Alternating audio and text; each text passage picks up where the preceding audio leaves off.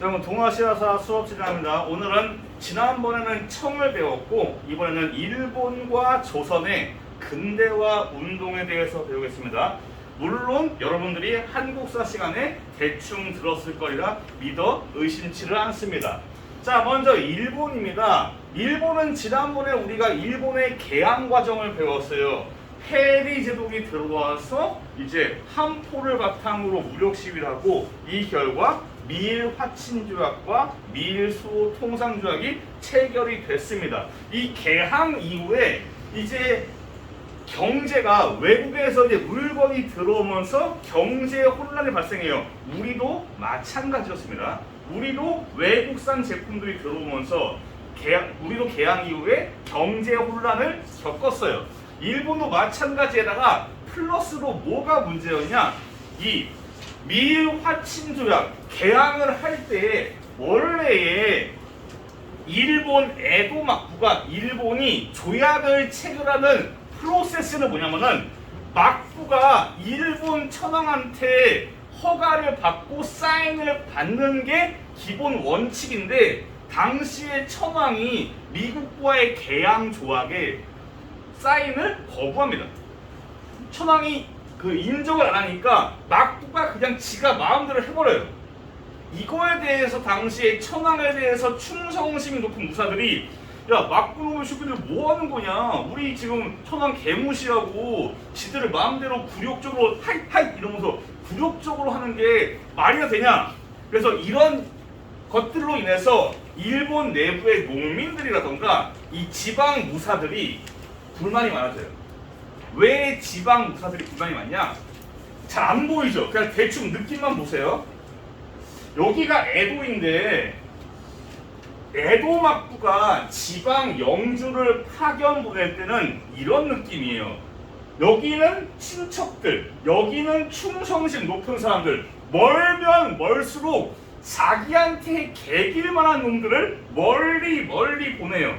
그 에도에서 거리가 멀면 멀수록 막부한테 뭔가 불만이 많을 수밖에 없는 애들이에요.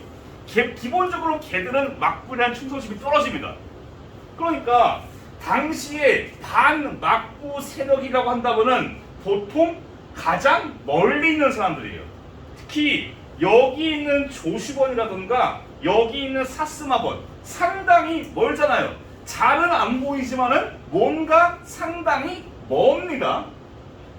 뭐 여담이지만은 뭐 조슈번 출신으로 누가 있냐?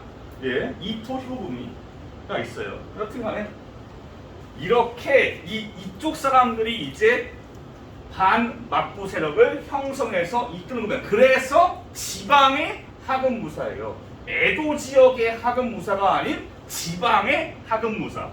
얘들은 뭘 주장하냐? 우리 시험 범위 안에 있고 에도 막부 시기에 학문, 새로운 학문을 3개 배웠어요.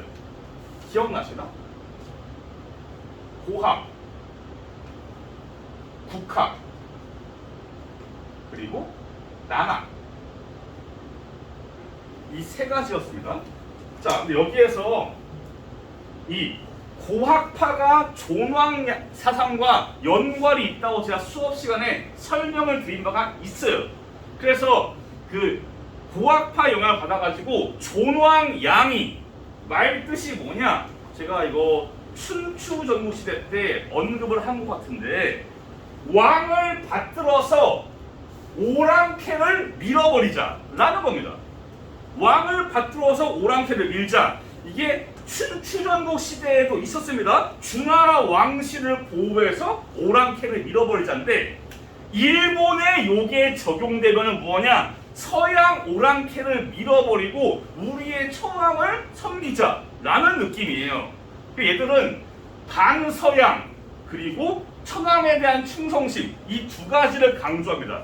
실제로 그래서 이 사스마랑 조슈번이 서양이랑 싸워요. 서양이랑 막 요새에서 포를 쏘고 막 배로 싸우고 이러면서 싸우는데 처발립니다.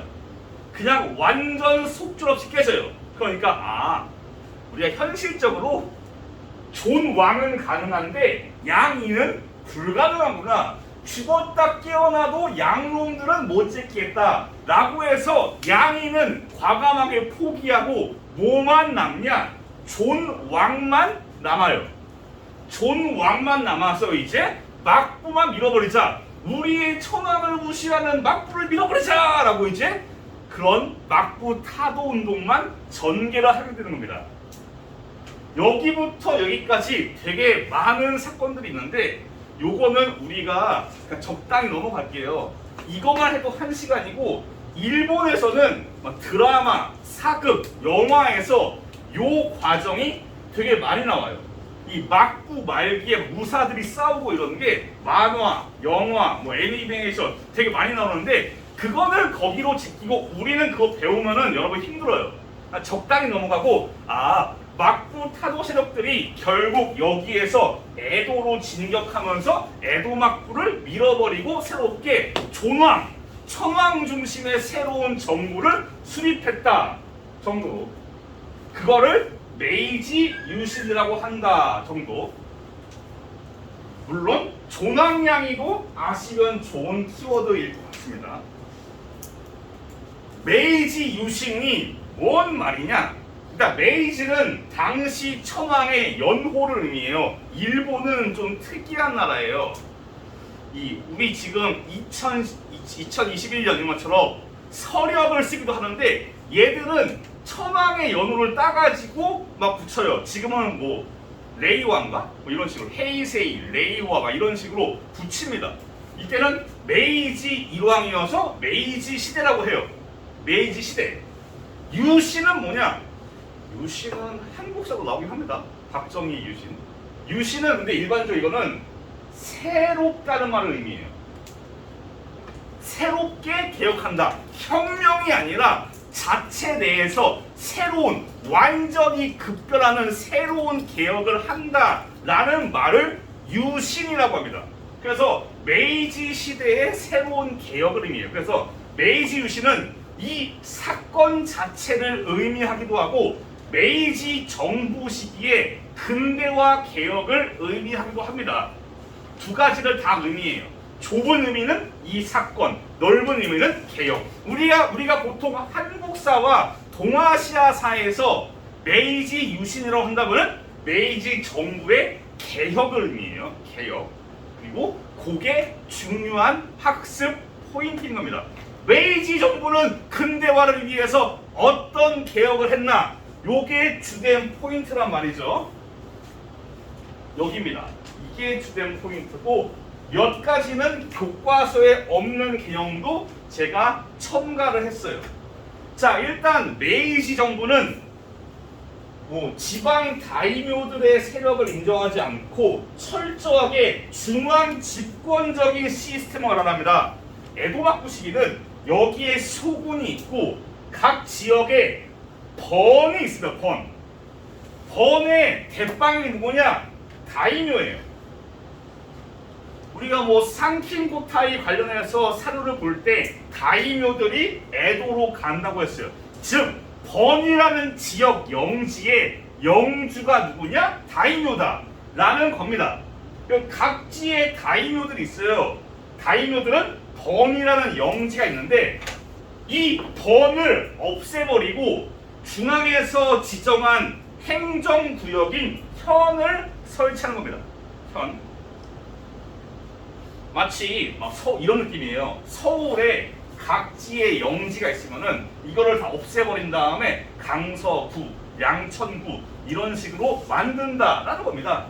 그래서 영지를 없애버리고 지방 행정구역을 설정한다 라고 한다면은 당연히 지방의 다이묘들을 없애버리는 거기 때문에 중앙 집권 시스템이라고 말할 수가 있는 겁니다.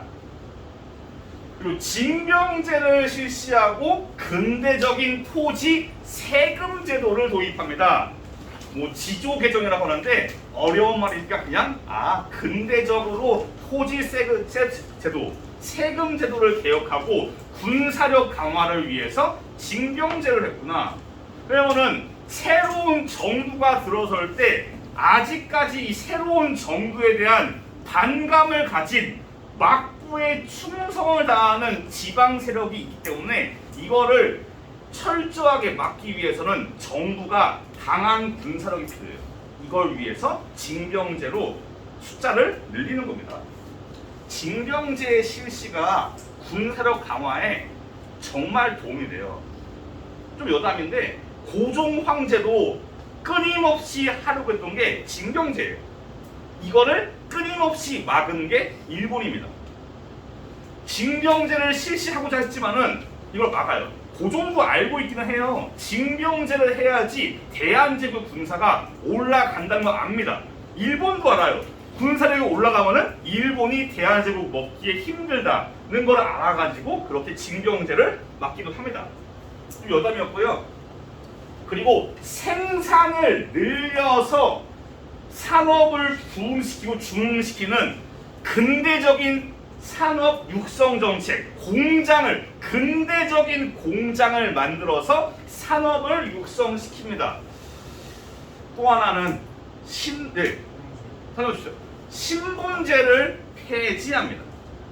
원래 에도 시대 일본은 신분 계층이 존재했어요. 사, 롱, 공, 상. 뭐 이게 우리의 시스템이기도 하지만은 일본도 유사한 개념이 돌아왔고, 다만 우리 조선에 사는 양반을 의미하고 이 일본에서에 사는 무사, 즉 사무라이를 의미해요. 이 무사 계층과 나머지가 신분이 달라요. 이 무사 계층을 완전히 폐지해버립니다. 어떻게 폐지하냐? 이 사무라이들의 상징, 여러분들 사무라이 하면 떠오르는 게 뭡니까? 칼이요. 그렇죠. 칼 두 자루 찬 다음에 칼 이러면서 베어버린다 막 이런 느낌이죠. 이 무사들에게서 칼을 뺏어갑니다. 칼은 단순히 무기를 넘어서 내가 무사라는 증명이에요. 과거에 뭐 도요토미 히데요시가 무기를 몰수하고 이런 거면서 뭔가 무기는 무사만이 가질 수 있고 칼은 무사만이 가질 수 있고 일반 농민들은 칼을 가질 수 없다. 칼의 존재가 차이를 증명하는데 이 칼을 없애버립니다. 칼의 소지를 폐지시켜버려요. 이러면서 무사의 특권을 없애버리면서 이제 3인 평등, 무사와 일반 백성들이 평등한 그런 신분제 폐지를 만들어냅니다. 중요합니다. 네. 또 하나 중요한 거는 회원치연. 이게 거의 S급으로 중요하고 뭐 A급은 뭐 징병제라던가 자잘한 것들이 그래도 약간 중요해요. 오늘 키포인트는 메이지 유신이에요. 그리고 교과서에 없지만 정말 중요한 게 있어요. 전 이게 교과서에 왜 빠졌나 의아하긴 한데, 당시 이제 메이지 정부가 들어선 다음에 가만히 사이즈를 보니까 지난 이제 막부가 체결한 조약이 너무 시궁창이에요. 너무 곱창났습니다.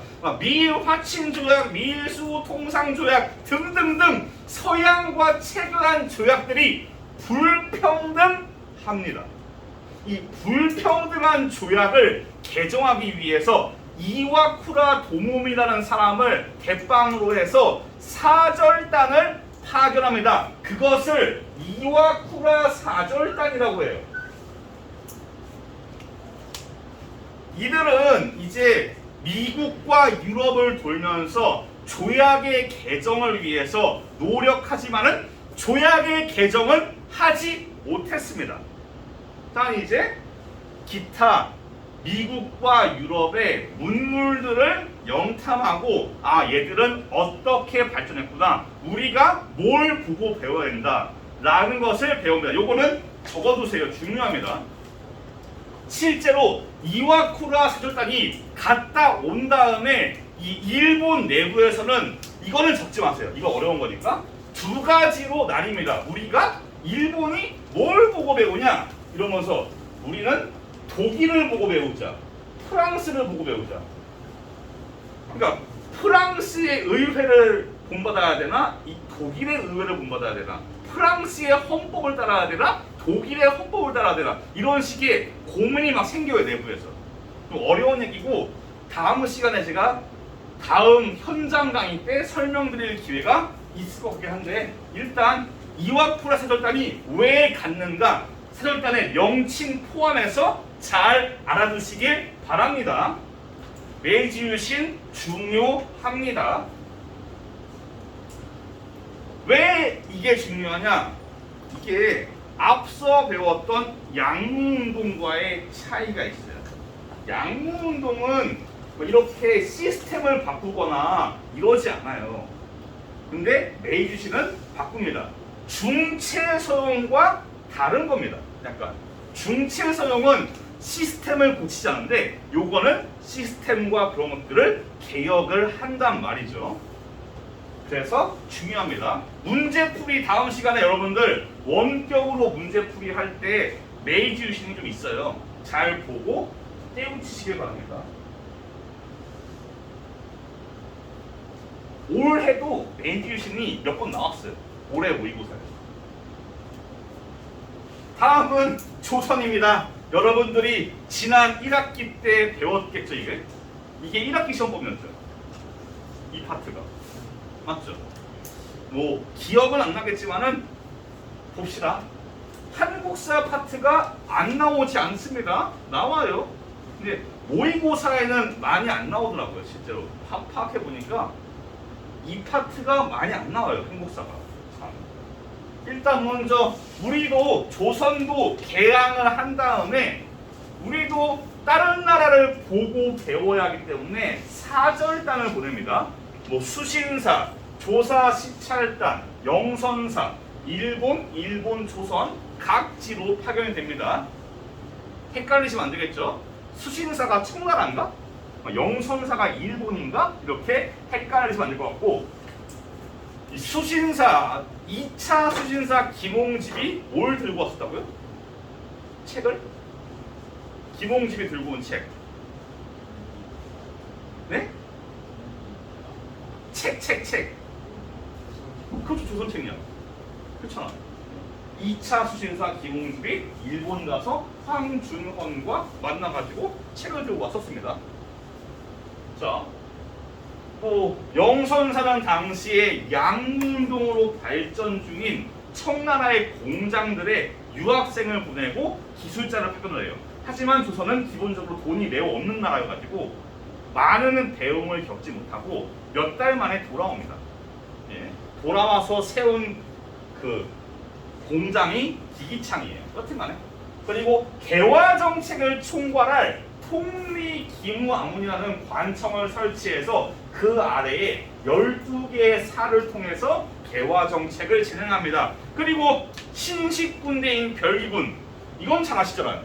이거는 중요하게 배웠겠지. 신식군대. 그리고 과거의 5군형 그런 시스템이 아니고 별기군을 설치합니다.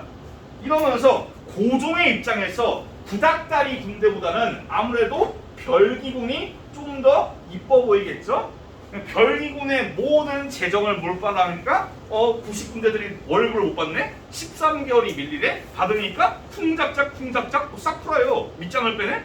좀 파보니까 겨, 모래, 낙엽, 담배꽁초, 저꽁초 아니겠다. 그간에 쓰레기가 나오네? 이러면서 으쌰으쌰한 게 이모군란 진압 과정에서 청이 개입하니까 청의 간섭이 세지고 이와 관련해서 개화파가 나뉩니다.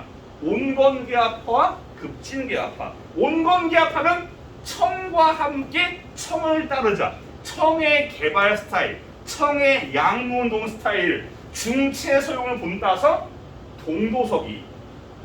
기억나실 겁니다. 동도서기. 그래서 우리 조선의 전통 제도 사상은 그대로 놔두면서 이제 적당히 서양의 기술만 들여오자라는 거였고, 일본 같은 경우는 급진개화파의 경우는 일본의 메이지 유신을 붙여가지고 싹 다 바꿔버리자라고 말합니다. 일본처럼 가자. 이렇게 온건과 급진으로 나뉩니다. 이 급진개화파의 김옥균이 다 배웠겠지만은 당시에 개화 자금이 없으니까 이 고종이 야 얘들아 모여봐라. 우리가 돈이 없는데 어쩔까?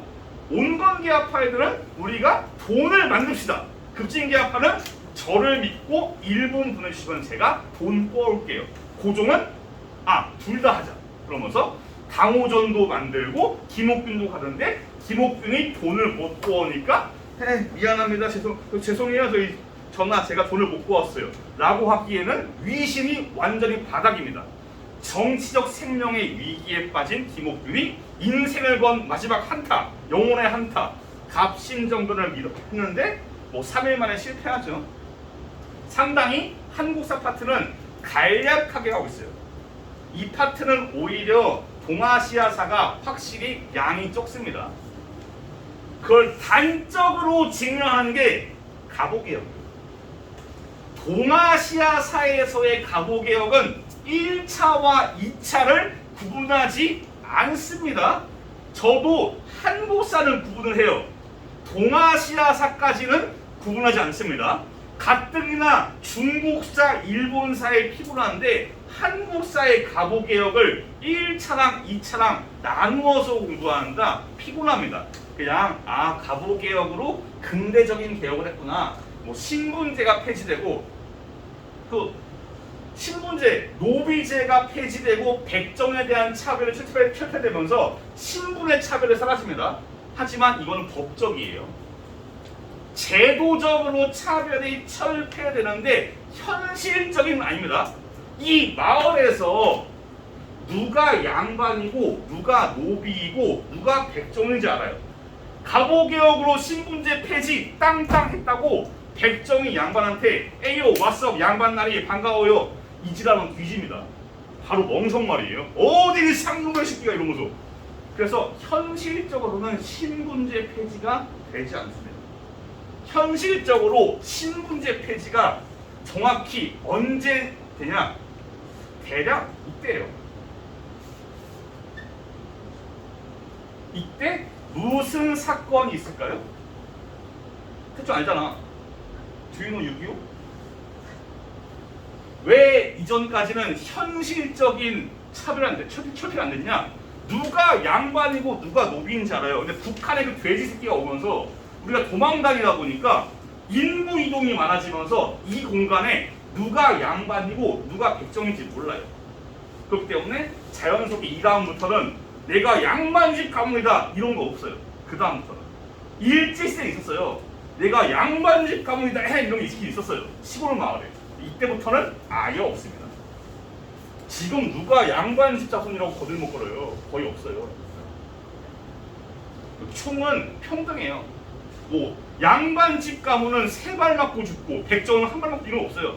총은 모두를 평등하게 만들어요. 양반도 한 방, 백정도 한 방. 또 농담이었습니다. 여튼 이렇게 가보개혁이 실시돼서 근대적인 시스템 만들고 을미개혁으로 태양력, 음력이 아닌 양력. 지금 여러분들 할아버지 할머니 세대는 음력을 쓸 때 음력. 저희 집 어머니도 음력이에요. 음력. 매번 어머니 생신이 피곤합니다. 맨날 계산해야 돼요. 음력 10월 며칠이 언제지 이런 거 계산해야 돼요. 겁나 피곤합니다. 이거를 양력으로 바꿉니다. 그렇다고 음력이 잘못된 건 아니에요. 이거 오해하시면 안 돼요. 음력이 잘못된 게 아니라 우리가 양력에 길들여져가지고 음력이 불편할 뿐이에요. 그리고 단발령, 머리를 자르는 거. 이 단발령 때문에 일어나는 게 을미의병이었죠. 을미개혁과 을미사변. 상당히 간략하겠지만은 한국사도 안 나온다 말 못합니다. 키워드를 몇 가지 말씀드려보죠. 일단 개화파의 분파는 중요합니다. 실제로 교과서에도 여기가 조금 자세하게 나와 있어요. 조금. 그쵸? 한 문단이 이 관련 내용이에요. 그만큼 이게 중요하다는 얘기입니다. 이거는 애초에 한국사 때도 중요하게 배웠을 거예요. 제가 한국사 시험 문제를 보지 않았지만은 이것도 중요했을 겁니다. 아마도 1학기 때. 가보개혁은 동아시아사에서는 키워드가 약합니다. 이런 식의 개혁이 있었다. 이런 식의 개혁이 있었다. 그쪽으로 단어 위주로 익혀두세요.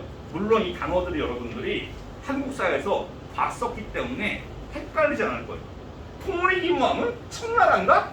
이러진 않을 거란 말이죠. 한국사에서 봤으니까. 그렇기 때문에 이런 것만 좀 깊게 봐주시고 나머지는 그냥 흐름으로 쭉 가주시면 좋을 것 같아요. 자, 오늘 수업 여기서 마무리 짓겠습니다. 다음 시간은 뭐냐? 문제풀이입니다.